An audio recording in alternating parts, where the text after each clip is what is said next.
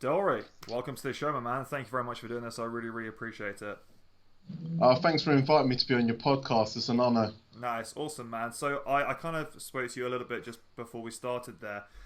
Your name has come up so many times in the last 2 years. It is absolutely crazy. Now, I know you from a strongman coaching background, but you are also an extremely competitive and successful powerlifter.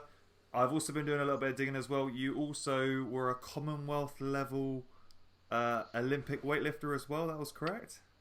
Yeah, I started my career off doing Olympic weightlifting. I've probably done that for nearly 15 years. The high point in that career, I won the Commonwealth Games in 2002. So I won golden snatch, golden clean and jerk, and golden total. And I think now the records I set in 2002 still stand today. That's absolutely crazy. So what made you step away from that platform and move on to focusing more towards powerlifting stuff? What was the big That's transition? quite an interesting question. In 2004, just before the Olympics, I was training to qualify for the Olympics. So I trained really hard to fly out to the Ukraine to compete for a Commonwealth qualifying place. And GB only had one place at the time, and they were going to select that place based on the equivalent of like a Wilks score. So pound for pound, the strongest lifter would go to the Olympic Games. So I thought I was in a really good position to do that. So I was training hard for that. Then I flew out to the Ukraine, and then when I got there, they said, "Oh, we basically changed it now. Whoever gets the highest place in Europe in their weight class will go." Um, I got there, and someone competing in the 64 kilo class, which there wasn't very many lifters at all. So the lifter was pretty good that got selected for the games, but he finished like fifth in the 64 kilo class when there's probably only 10 lifters and about two of them bombed. So he got quite a high place based on that. I was in the highly populated 105 kilo class. And before I stepped on the platform, I knew I wasn't going to go to the Olympic Games. So for me, it was pretty much over then. That's mad. So how old are you when this is all happening? When this all happened, I was probably about 27, maybe 28. Okay, so is it a case of that if you were to come back could you compete in a different weight class, or is the jump literally from the 60 kilo up to the 105? Could you not No, have they've dropped got down or gone up to a less populated class, or does it not work as easily as that? there's quite a few weight classes in weightlifting. So really, there's pretty much like powerlifting. There's probably about 10 different weight classes. Mm-hmm. So I could 105 kilos is my comfortable class. I could have probably went and lifted at super heavyweights, but that wouldn't have done me any good anyway. But my natural class at that particular time was 105 kilos. So did you feel like the transition from Olympic lifting across to powerlifting was kind of out of necessity for you to kind of get out of this kind of pigeonhole that you've been put in, where you're stuck in this very overpopulated class as an extremely experienced and good lifter, but you're never able to get the platform necessary for you to be able to show and shine yourself out on a big stage? The way it really come about for me starting powerlifting was when I first started Olympic lifting. I was the only weightlifter in the gym, and there's predominantly powerlifters in the gym. So I always had powerlifters around me, so I knew a lot about the sport. But when I was training in Maximum Gyms Langley at the time, the British champion, the equivalent of my weight class, used to train there. And someone just walked up to me in the gym one day and said, "What'd happen if you compete against him in a competition?" I thought, this is quite an interesting prospect here. I'll just give it a go. So I've done my research on the internet, because there's only really like multiply powerlifting back then in terms of what suits to buy and everything else. So I basically just started from there, taught myself how to use a multiply suit, and then went along and competed and qualify for the BPC. So I finished second at the qualifier, which, well, it was okay for me, but I weren't particularly happy. But then 6 weeks later, I went along to win the British. Mad, that's crazy. So, did you jump straight into equip lifting, or did you start off with raw lifting and then move across, or did you start off with equipped and then kind of move back to raw? Back in those days, there was no raw lifting at all. It was all equipped. If you would have competed raw in a competition, basically people would probably just look at you and laugh at you. So there's just literally no classes for raw lifting. There's only like single ply powerlifting, which would have been in the baller or the equivalent of the GPPF or British powerlifting now.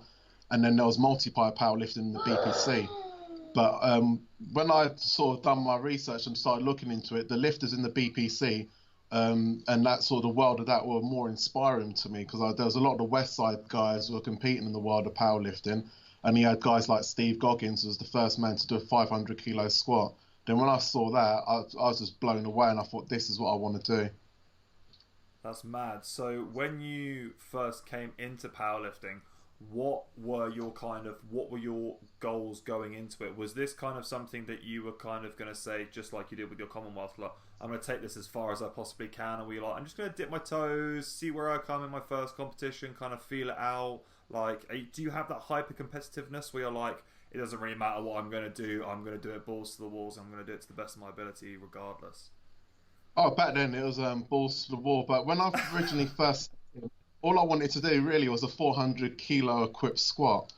And then when I Okay. eventually done it, I thought, you know what, this ain't really a big deal. I would have sort of pushed this a little bit further and see where I can take it. And then just carried on from there really and never looked back.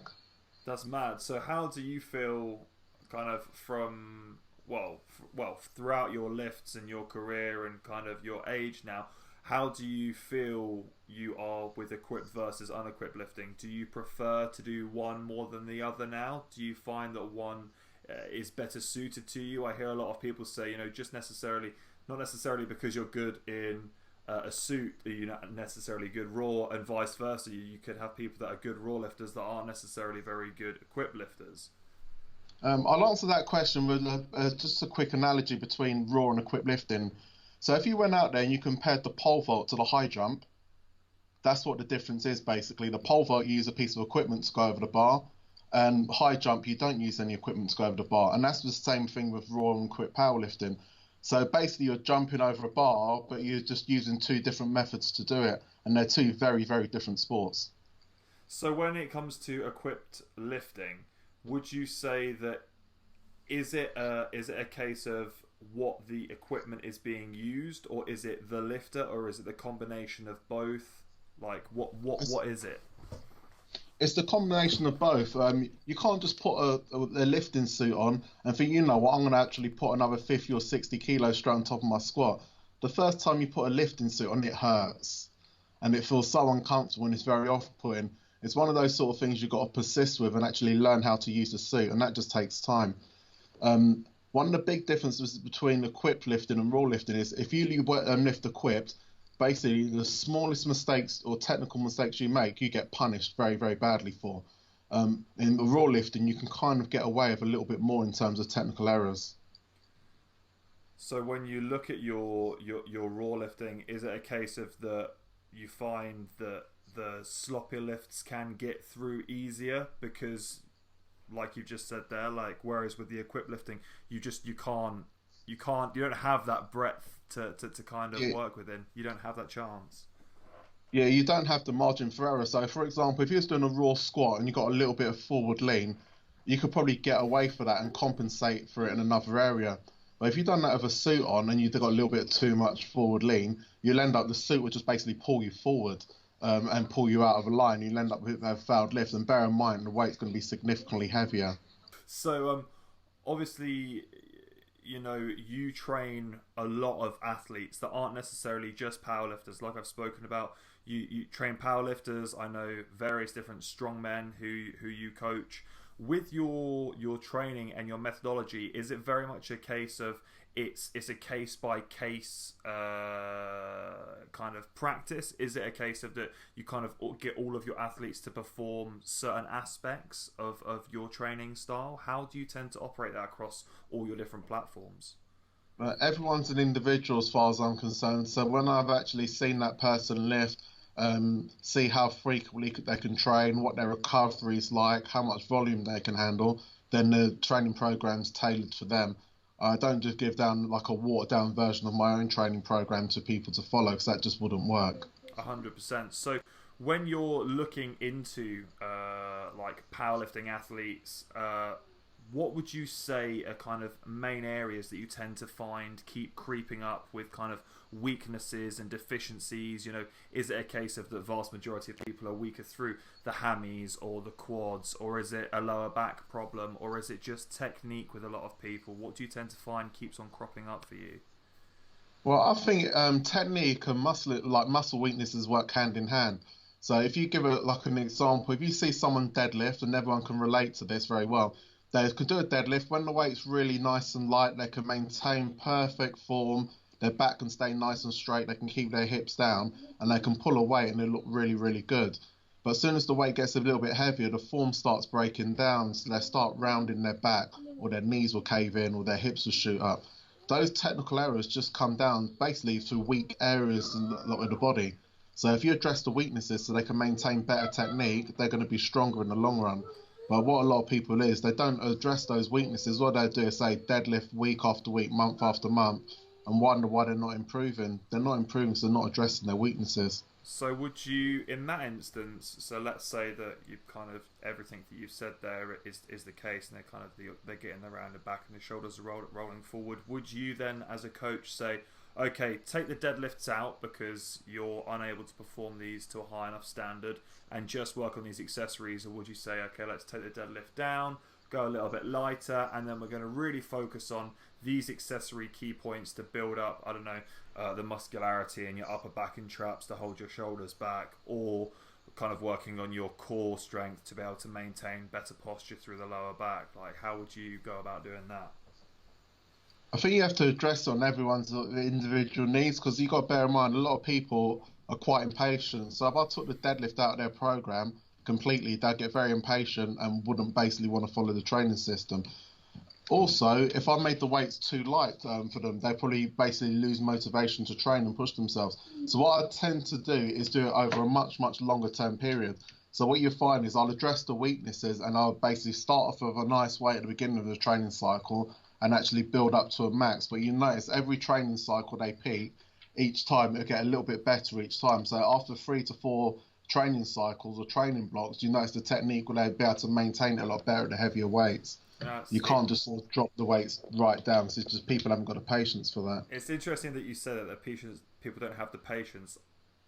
Although people don't have the patience, is it what they should be doing, or is it a case of that although they should be doing it, they know that they don't want to do it anyway, so you're just going to work around that regardless and just take it out of the equation for them? Yeah. What people should do is learn to lift correctly in the beginning, and they wouldn't have to take steps back to actually address all these problems.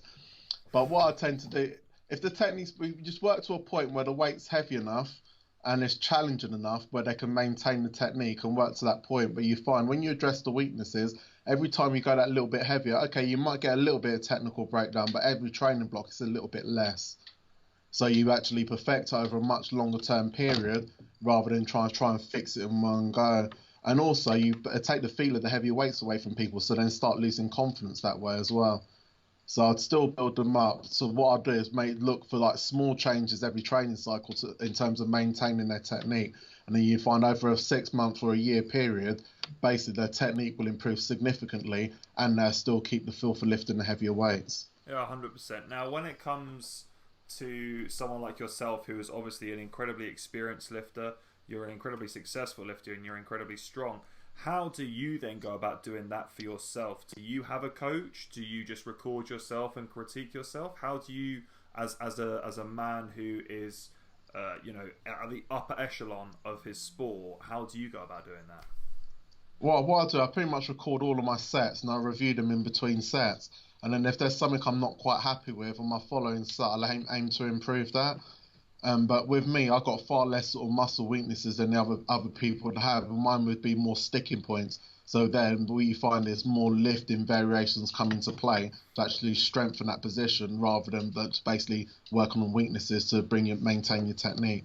Like if I fail a deadlift, for example, I won't fail because my back's rounded or my knees have caved in or my hips have shot up too fast. It would just happen literally because I've hit a sticking point within that lift I need to address.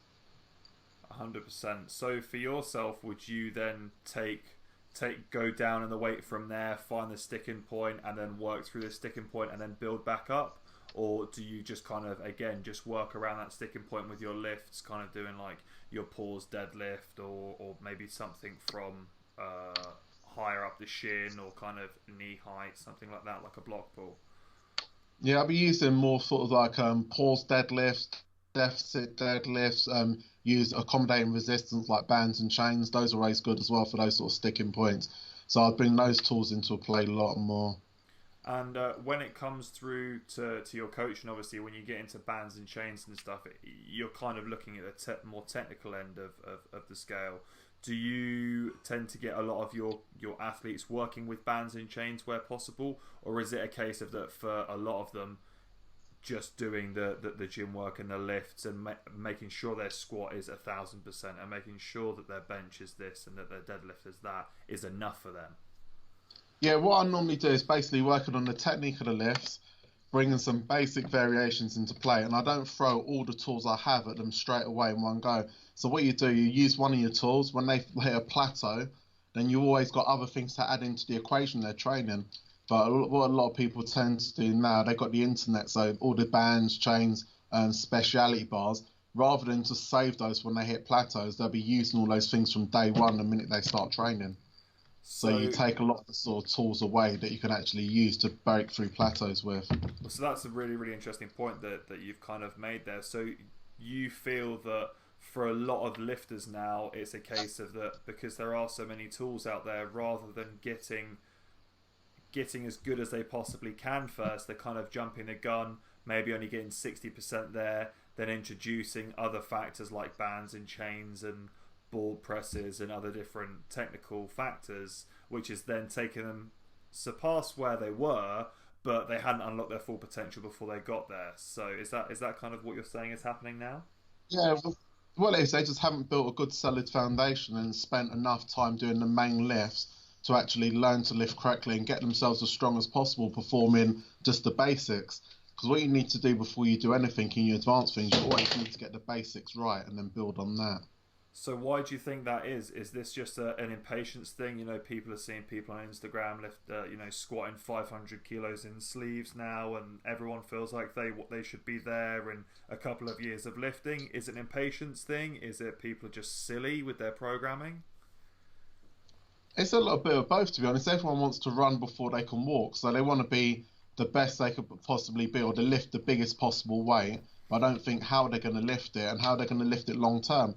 Because you can get up to relatively big weights quite quickly with some cases, but if you don't learn to lift correctly and actually condition your body to lift in those big weights, you're not going to lift for very long. So your career is going to be ended before it starts. So if you just take your time and build, the duration of your career will be a lot longer. And if the longer your duration of your career is, then most likely you're going to be stronger for it.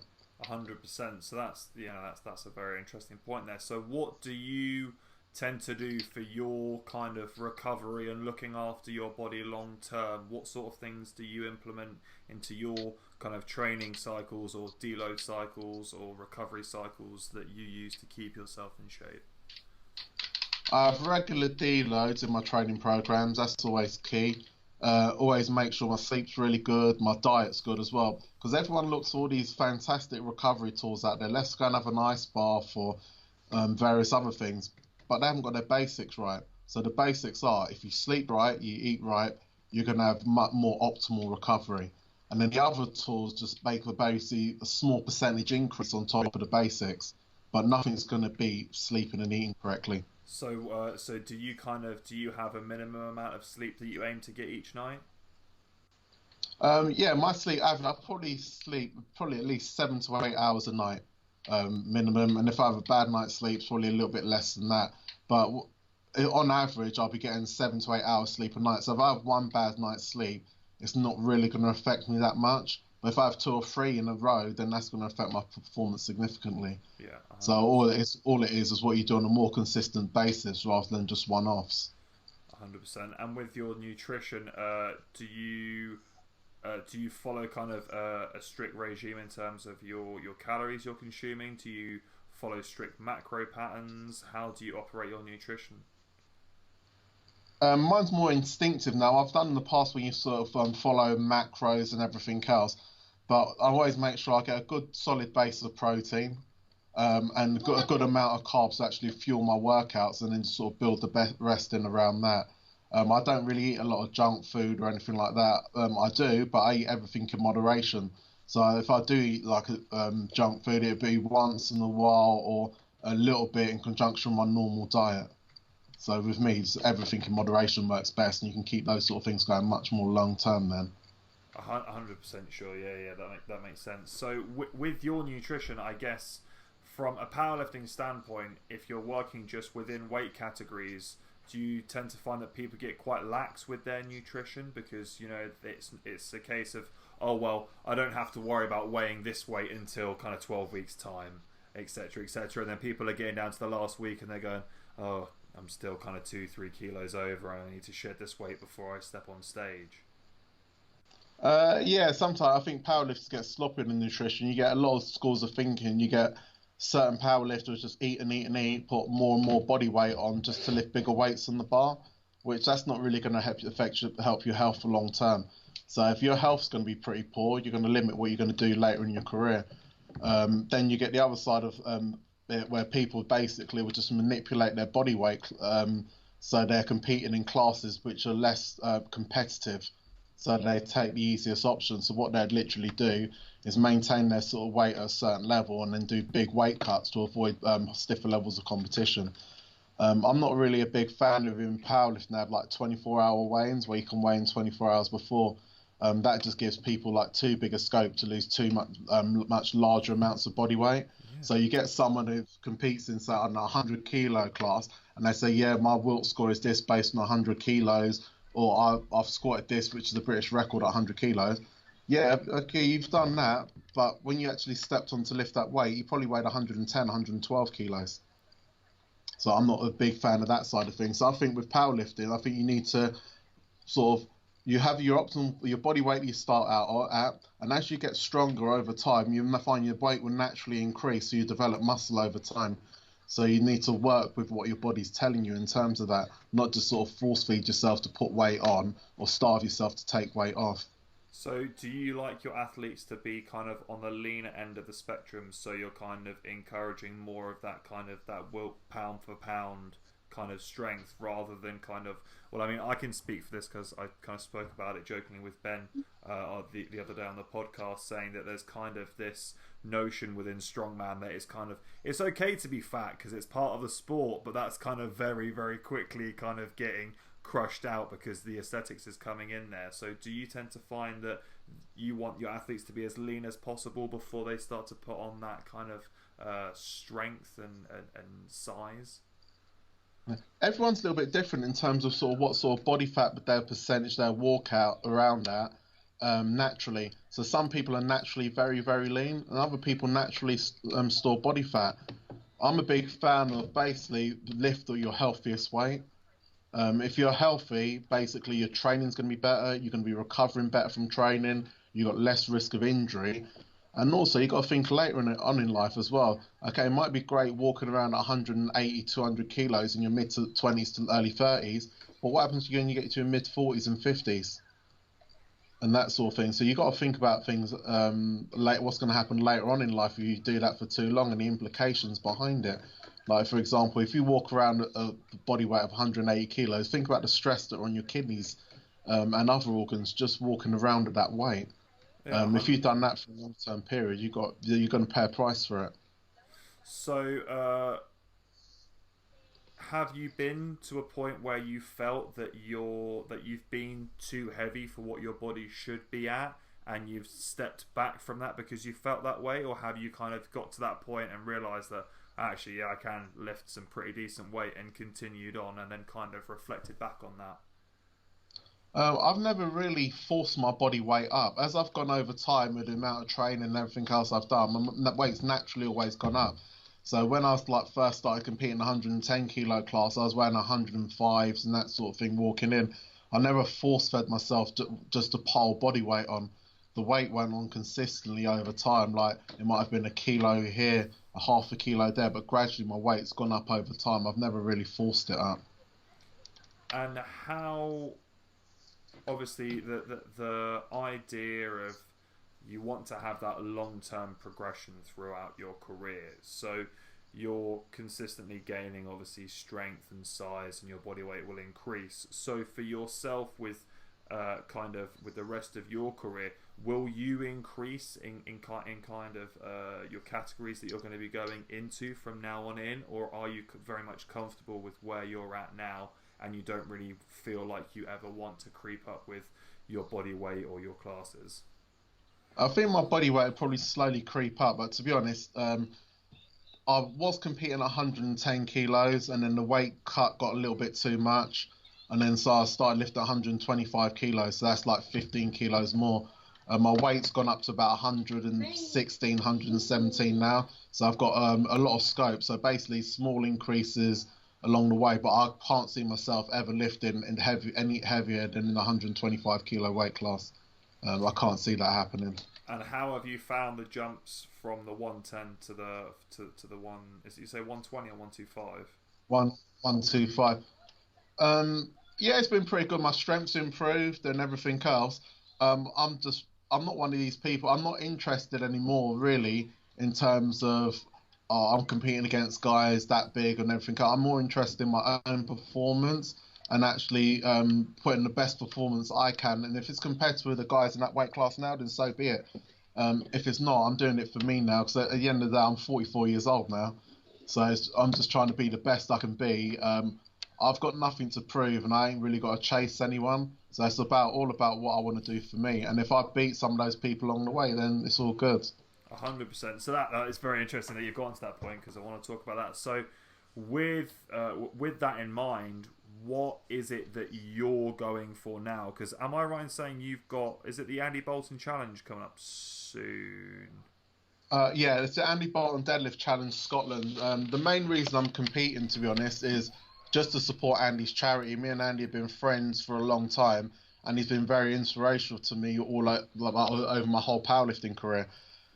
So just basically more to support his charity, and also I've just got back from a 2-week holiday, which is probably not the best way to sort of prep for a competition.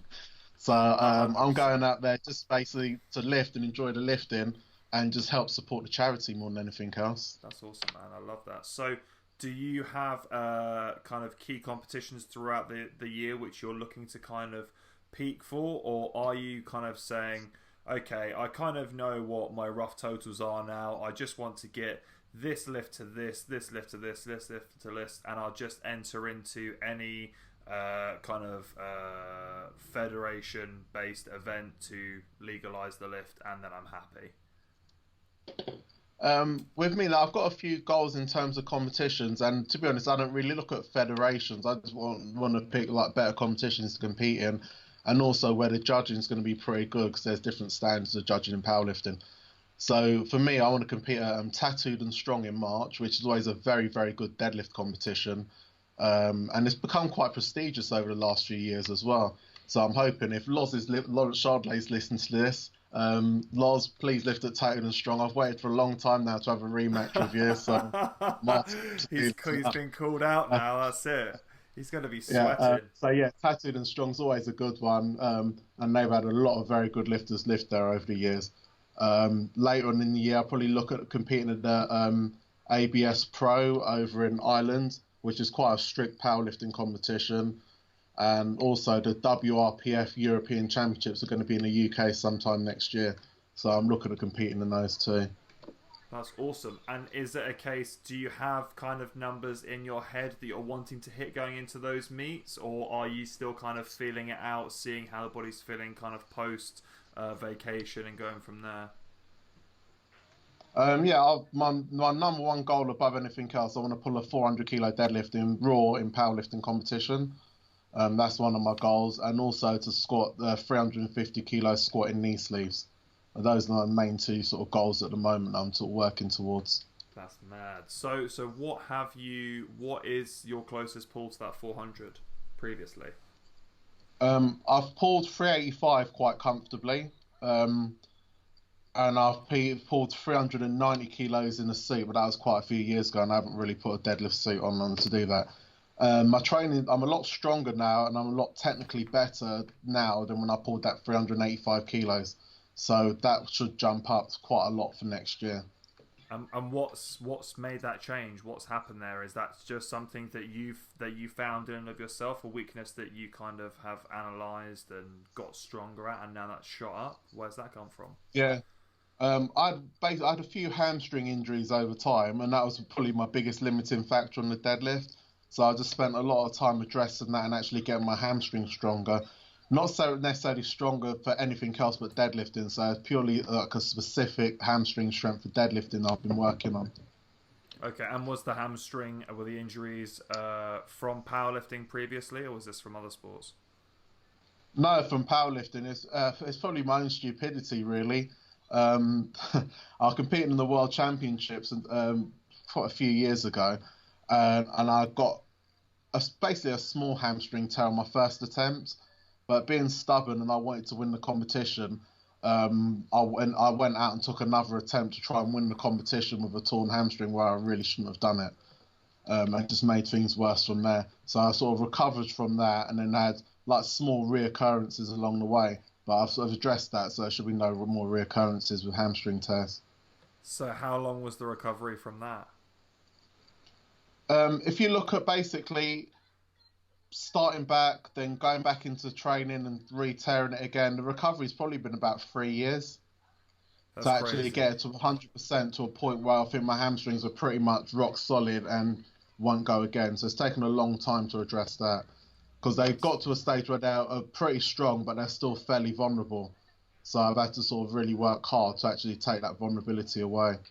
and what have you worked on specifically in order to do that? Is that very much just hamstring work? Is that just whole of your posterior chain? How have you gone about focusing on just that weakness? Yeah, I've worked my whole posterior chain pretty hard and made a bit bigger focus on hamstrings. So I've still been working all the other muscle groups hard, but the main focus has been on the hamstrings and the posterior chain, and it's definitely paid off.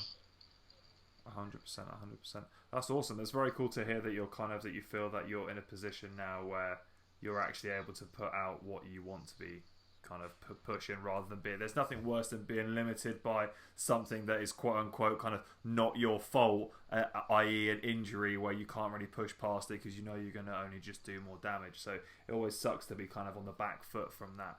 So how did you get into doing your coaching with strongman? Because obviously strongman and powerlifting, people kind of, I think, tend to bunch a lot of strength sports together. But when you look at how static powerlifting is versus a lot of the more mobile aspects of strongman, how do you go about programming and looking at an athlete and saying, right, this is where you need to be strong with strongman compared to your powerlifters? Well, with strongman, the way I've got into coaching strongman, I'll start with that. It's basically I've been friends with Graham Hicks for a long time. And then Graham had a number of issues where he's had a lot of injuries. He had like an umbilical hernia which had to get repaired, and he had to start back from training from scratch because of that. So when he got was just before he had the operation, I started working with him, and then he had the operation, and we took things like really slow to actually build his strength back up. So what we've done before we've done anything else, we built a really good solid foundation of strength to work with. So over like a 3 year period, or just a little bit more than 3 years, the first target was after he come back is to step on the podium at Britain's Strongest Man. So he achieved that in the first competition back. The second target was actually move up one place the following year. He done that, and then the overall target then was to win Britain's Strongest Man, and he done that the following year as well. So we've done basically a long-term structure to actually get him back to that sort of top-end level. That's crazy. So in your head, it was that always the game plan? Was it a case of that you knew that something like this was going to take kind of the best part of 3 years for him to get back to where he was because of the severity of the injury?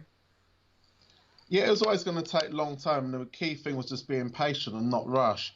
And basically just installing that. So what I've done is I sent his program with like very specific weights to lift every week. And I won't say what weights they were, but in the beginning, even like relatively light weights, well, what we'd call light weights, were a big struggle to begin with. But as time goes on and his core started functioning correctly after the operation, the strength just increased rapidly. And then from there, once Graham Stepp got onto the podium at Britain's Strongest Man, then like, I started to get a contact from a lot of strongmen wanting to work with them. 100%. And do you work with those guys through kind of the technical aspects of the other lifts? Because obviously, your squat, bench, and deadlift, the three of those, you could kind of spend a week talking about every technical point of that. But then when you look at that versus a log lift or an axle clean and press or this or a giant circus dumbbell or a Thomas Hitch dumbbell, every single implement then has their own unique balance, their unique structure, and you have to handle them all very differently. So do you work with them on that aspect, or do you just work with them from a gym standpoint with their basic lifts?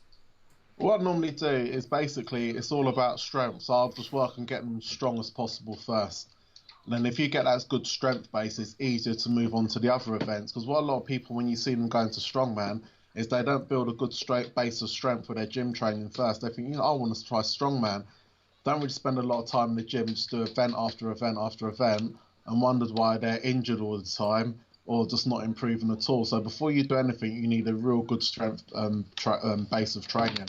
And then once you've got a really good base of training in the gym, then you can build the events in around that. 100%. So for someone that is looking to get strong, for say strongman, would you kind of follow a certain structure of kind of a similar training program to kind of your powerlifting, where you kind of have like your push-pull days? Are you kind of doing max dynamic type workouts? What kind of thing is going to be suitable for a training cycle for them? It just get different stages in training. So what you need to do is work on the sort of base of strength first. I don't really bring a lot of dynamic work into it in the beginning. It's just focus on building a base of strength and actually bringing all their weaknesses up so they've got a good foundation. Once the foundation's built, then you can start adding other things in like dynamic movements, conditioning and everything else. But you have to have that base before you bring everything else into play. Yeah, which is kind of why it's so key, I guess, to kind of go back and have a look at your sets, like you say, record everything and make sure that you can see how you're performing in each of your working sets, see where your weaknesses are. And if you don't necessarily know where your weaknesses are, obviously that's where kind of gentlemen like yourself come into play, or talking to people that are more experienced than you are in the gym, I guess, is a good place to kind of see, okay, well, if I'm falling forward here, where do I need to build up the strength? And then I guess for a lot of people that kind of don't necessarily have the ability to have a coach or whatever, it's a case of going away and working on those points and then seeing if your form has improved and kind of going from there. I guess it's a lot more trial and error. Yeah, and you've got to bear in mind, a weakness is a weakness. So if you've got a weakness in, say, a deadlift, your hamstrings are going to weaken the deadlift, the hamstrings are going to be weak in pretty much all your other movements. So if you build a good base and you can identify those weaknesses through other movements and you can address them, so when you do go onto the events, they're no longer going to be a weakness. Because at the end of the day, when you look at lifting in the gym or you're looking at an event, at the end, it's all just movement. And it's how efficiently you can get the body to move. So if you can teach someone to move their body efficiently in, say, your gym training or other movements, it's easier to transfer that efficiency over to the events. Yeah, 100%. I guess, yeah, if you can move it better there, then you should, in theory, be able to move it better out there as well. So the carryover does make sense. It's just easier to learn how to move your body. So if you've got a good control over your body, when you go into, say, other events, it's easier to actually learn how to do those events if you have the right control over your body and have that awareness. That's amazing. So with all of these people, have you ever taken part in any strongman competitions or anything previously, or is this just literally something that you've just kind of got into coaching through Hixie and you've kind of built up this reputation as well, coaching some incredibly successful athletes that have done some incredible things in very short spaces of time? I've always watched strongman. I was watching strongman on TV before I even started weightlifting. So that's how long I've been a fan of the sport. In terms of sort of just basically helping people move and that sort, it's just understanding the human body more than anything else. So if you can understand how the body works, you can understand how to make it work, whether they're doing a squat, whether they're doing an overhead lift, whether they're sort of doing moving with a foam. It's just understanding how the body works. A lot of people just try and make it, like say, it's other things, but that's all that comes into it. It's just learning about movement. So when you say that, is that from kind of a very scientific kind of biomechanical standpoint? Do you have, like, is that how you look at things and kind of say, okay, well, if this is how you're moving here, then if we were to take this and put this into a gym in a very similar movement pattern, the carryover should be very, very similar? Yeah, it's looking at what sort of carryover a lot of these movements are going to give to the following. So, for example, if you look at a variation of a lift, all you're doing each time you do a variation, you're looking at how much that variation is going to carry over and make your lift better. So all it is just using movements that are going to basically make your overall movement pattern better, and just teaching your body how to use the muscles correctly as well. And if you can do that, if you can move on one event, it's very, very easy to actually transfer that movement to another. All it is basically over time creating a much bigger awareness of your body. Yeah, I think that's something that comes into play with a lot of experience, is understanding how your own body works and understanding how kind of your own structure of your body works. Because as you said earlier on, everyone's anatomy is so vastly different. You know, my hip socket positioning and your hip socket positioning is going to be different. My torso length is going to be different. Your femur length is going to be different. And your squat and my squat, although it's a squat and we're doing the same movement, isn't necessarily ever going to look the same because we're both built completely differently. Yeah, and that's the key thing to understand. Because what a lot of people do, for example, with a squat, some coaches will say, right, this is the way I squat. I wear lifting shoes or whatever it may be. This is the way I'm going to teach everyone else to squat. And you say, yeah, you're going to get some people who are very similar to you, and they're going to move pretty well with you. And those people you're going to do very, very well with. But what about the others that are not built like you, who haven't got the same length limbs as you and that sort of thing, and they're going to have other challenges come ahead when they do a squat. So all it is not use a one t-shirt fits all, is looking at the individual and think, right, how can I get the best out of this person in the squat, or what can I do to actually get the best out of this person in the squat? And that's what coaching is. Uh, you summed it up perfectly. That is exactly what coaching is. Yeah, it encompasses everything, and it's figuring out what works for the individual. And I think so many people, you know, there are so many thousands and thousands and thousands of free programs online to help with strength and to help with power and to help with bodybuilding or muscle building or toning or whatever. But I've said it again and again and again and again and again. Just because that program works for one person, there's always going to be one person it doesn't work for. There's always an anomaly to everything. There's never a one size fits all. So you have to figure out what works well for your body, works well for you, and how you live from day to day. You know, if you're not a professional athlete, then obviously the demands on your body is going to be very different to someone like yourself, who is living in the gym, breathing the gym, their job, their life, everything is about the gym. It's going to be a different stress, isn't it? 100%. You've got to take all the facts into play. So, for example, like the workload I can handle, if I just write a training program for someone else based on that workload, they probably never be able to achieve it. So I'm not just going to give someone a watered down version of my own training program. Probably wouldn't even make it through the warm up. To look at the individual differences with people, you've got to look at what's their job like. Are they working on the building site all day? So if they're working on the building site all day, that's one factor you've got to bring into their program. So if they are, you've got to bring less volume into the training. It don't mean their results are going to be any less because they're doing less work. All you're doing is just working their lifestyle factors into the training program. Also look at stress levels. You go through life. Sometimes life hasn't got a lot of stress in it, and other times life is extremely stressful. So the training programs have got to be adapted based on those stresses put on the person. Yeah, people need to understand that you're not going to lift at your best every single week because your environmental factors will change all the time. And I think that's the other thing. You know, people come into the gym and they think, oh God, like I feel like shit and this lift isn't going well and I haven't hit the numbers that I want to. And they don't think, oh, it's because I had that argument and my job is taking up all of my mental capacity and this relationship's breaking down here and I have this money stress and this worry and my knee's aching and that's taking my focus off.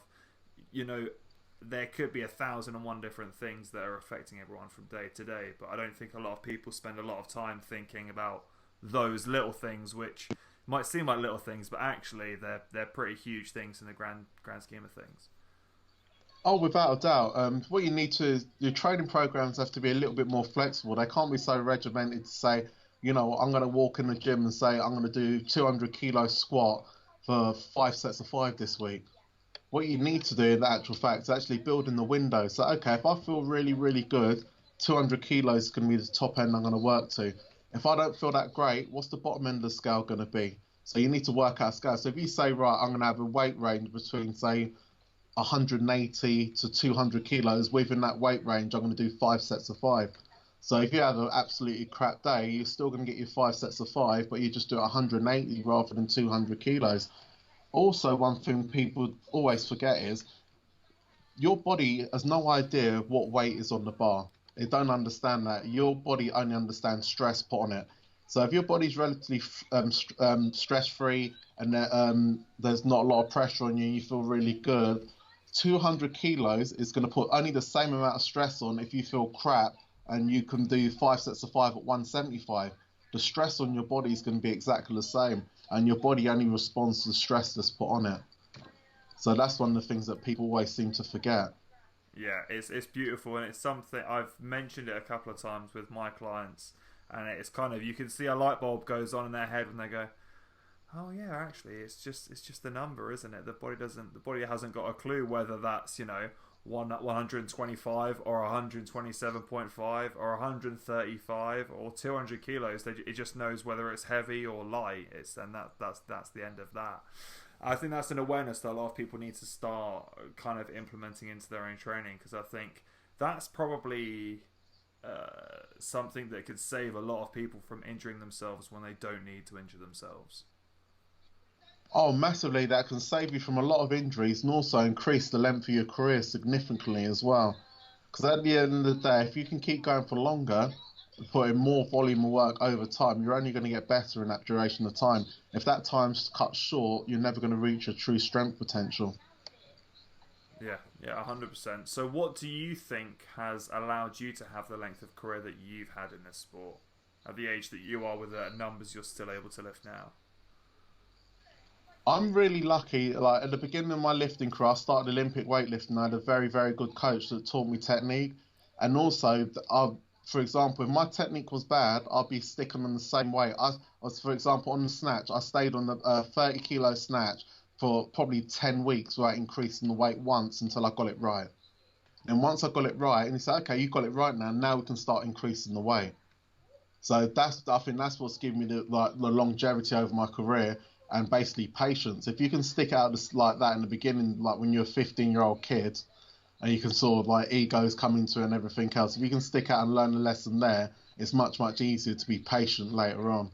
But I love that, because it sounds like it's also had a carry across into your coaching style, like the way that you've worked with Graham Hicks and these other guys, is that you've said, look, okay, we obviously have this weakness that we need to assess. It's time now for you to get patient, kind of suck eggs for a bit, let's work on this, and then actually in a year's time, you're going to be this much better off than you are now, or that much better off. It sounds like the exact same thing happened with you. You know, your coach is saying, well, until you get better and until you do it right, I'm not going to let you progress on, because you need to establish the foundation before you can build on it. Yeah, and I think a lot of that in lifting and coaching now is lost. I think one of the a powerful tool when it comes to like strength training or strongman powerlifting is the internet. There's masses of information on there, and a lot of it's really good information. But what a lot of people tend to do is, rather than look at the real basic bottom of the level information that you need first before you go to the advanced stuff, they're just basically skipping all the basics and jumping straight up to the advanced. That's interesting you say that. So what would you kind of recommend that people go out there and research and have a look at? So if you're saying, let's say we're talking about someone that is looking to kind of build that foundation, what do they need to educate themselves on before they start getting into it? Before you do anything is learning how to lift correctly and learning the basics. So before you start even looking at programming or anything else, all you want to do is learn how to do the basics. But what people are not interested in that they're not interested in that anymore. They start lifting. The first thing they're interested in is going out and buying the best pair of lifting shoes or the best lifting belt and that sort of thing, rather than actually, you don't need none of that stuff to begin. You just need to learn the basics of how to lift. Yeah, it's very much the all the gear and no idea culture. Oh, you see that culture, it's getting worse. You see that in the gym, every gym like this day and age now, it's just got a Everyone's lot rocking worse. up with like Romellos and SBD belts and SBD sleeves, and yet they only squat like 140 kilos, and you're like, Yeah, you're wearing like 500 pounds worth of kit, and you're squatting, your total's like 300 kilos. I don't understand why you've invested all this money. yeah. The way it should be looked at when it comes to all that kit, over time, I think in your mind, you should earn the privilege of wearing that kit, if that makes sense. So as your skill level develops, as your strength level develops, you earn the privilege of actually wearing that kit. Well, this is And that's the way I'll hilarious. probably look at it more myself. When I started training with my strongman coach Rob Frampton, kind of I started, and on my first session, I had nothing. I had the most basic equipment known to mankind, and we would go through session by session, and he'd say, okay, kind of we're up to scratch with this now. You need to maybe have a look at getting this bit of kit to help you on the day. And we would train raw for as much as we could, and it would be a case of, it's like, okay, we're working up to a very high weight on the yoke. Now let's put a belt on. And I think the thing that happened for me was, I got so strong without the use of any of those things, and I went so long without putting any of them on, that it came around to using it for like the first time in competition, and I was like, oh my god, this is incredible, and I'm able to put out so much more than I ever would have done before, because I wasn't relying on them. I was relying on myself, but they helped the cause. Yeah, yeah, and you got to look at, for example, I think you hit the nail on the head. Just mentioning your coach's name, that like there, Rob comes from the same generation, like strength athlete that I do. Basically, when we started out, you didn't get, like, if you walked in the gym with a flashy piece of kit and that sort of thing, everyone just rip you apart. So unless your lifting skills and everything are up on point, then there's not really much point in having any of it. Yeah, he'd always say that you could tell the experience of the lifter by the size of their kit bag, and that throughout a strongman career, athletes' kit bag only gets substantially Yeah, and the larger thing is, and larger. and it grows over time. With your kit bag should grow with your experience level, not the other way around. Yeah, yeah, it's so perfect. I see it so often. It's absolutely hilarious. That's brilliant, brilliant, excellent. Right, I won't keep you too much longer. I want to end on a question that I ask everyone, and I always find it very interesting to kind of see where people are at with things. So I want to take you back, and I want you to imagine that you're stepping back in time, and you're visiting your younger self. So about 10, 11 years old, you get to spend a few moments with your younger self, and you get to kind of give one piece of wisdom, of knowledge, of information to your younger self to help you get through, to succeed in everything that you have done to get you to where you are today. What do you say to your younger self to help them get through everything that you've got through to get to where you are? Listen to the people that have got to where you want to get to, because they've made the mistakes to get there. If you listen to those and listen to their experiences and the mistakes they've made, you can avoid making those mistakes and actually get there a lot faster. Delroy, thank you so much, man. I've absolutely loved this. It has been brilliant. Thank you very much for coming on the show. I hope you can come on again sometime. It's been an absolute pleasure. It's been an honour. Thanks very much for inviting me. Thank you very much, man. Have a good one. Thank you.